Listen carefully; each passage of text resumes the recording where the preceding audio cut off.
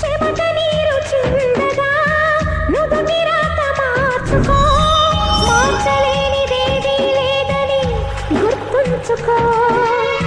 పిడికిలి బిగించగా చేతి గీత మార్చుకో, మారిపోని కథలు లేవని గమనించుకో.